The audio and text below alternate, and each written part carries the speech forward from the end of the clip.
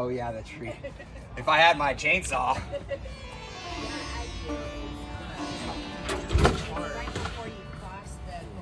I've always had trouble choosing favorites from a list of anything. Favorite song, favorite anything. And I suspect I picked this up from my mother, who very much hated to choose favorites and railed against being asked to choose a favorite. So it's possible I just learned it from her. But my indecision has finally found a place where it could be confident. At least currently, my favorite place on earth is known to me now.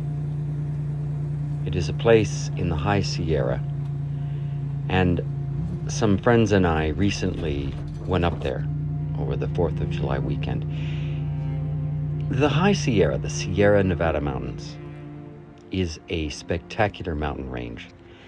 It was formed when the Falinon Plate subducted underneath the main mass of the North American plate, and as it did so, the heat and pressure melted all that rock into these big globules of lava that kind of bubbled up toward the surface but couldn't ever really break through the crust. Where they do break through the crust, that's volcanoes, and that's like the Cascades, very volcanic. Well, here in the Sierra, they didn't quite push through, and so those big bubbles of lava cooled and became the granite. And then hundreds of millions of years later, all the dirt on top of it gets scraped away, and what gets revealed is this white silica granite mass that's just poking up out of the earth. And rainwater and meltwater collects in it as giant pools. We call them lakes, but they are mere teardrops to the gods. And trees sprout up in the rough-hewn crevices of these spectacular rocks. The bowl of the granite surrounding the round lake is like a mirror that shines in and warms the lake in midsummer to the point of bathwater. This is about not quite 7,000 feet in elevation, and you can feel the intensity of the sun as it beats down on you and then reflects back up off the white stone. Here's our landing. It is a landscape that I have fallen in love with. I have a phrase I use for it. I call it "this hard Eden."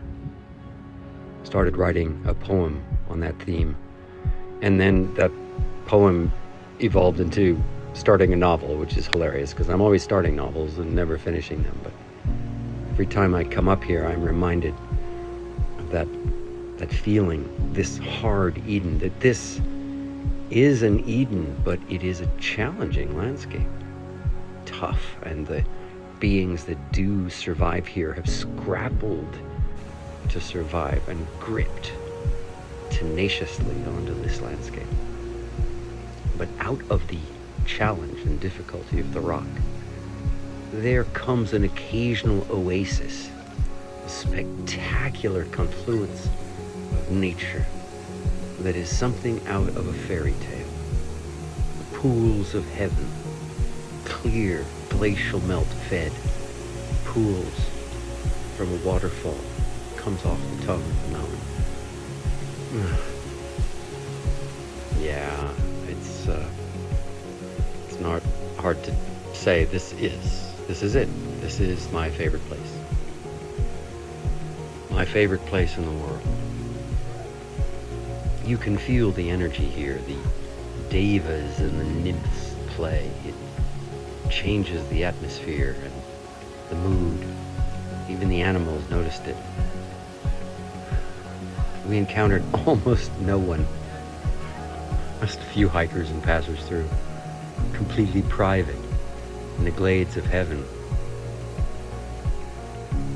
It was cold, bracingly cold, but so refreshing when you got out into the laser beam heat of the sun.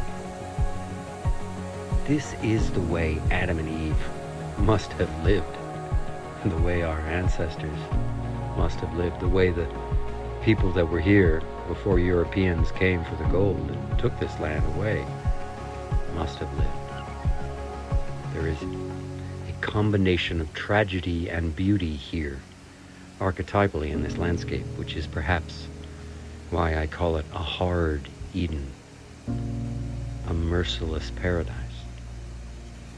Well, I felt nothing but bliss and joy this day. There was no complicated feelings. I just felt amazed to be alive and very grateful that I have been given this opportunity to be in this part of the world. I always knew, as a kid, born in the flatlands, that I had mountain man blood in me.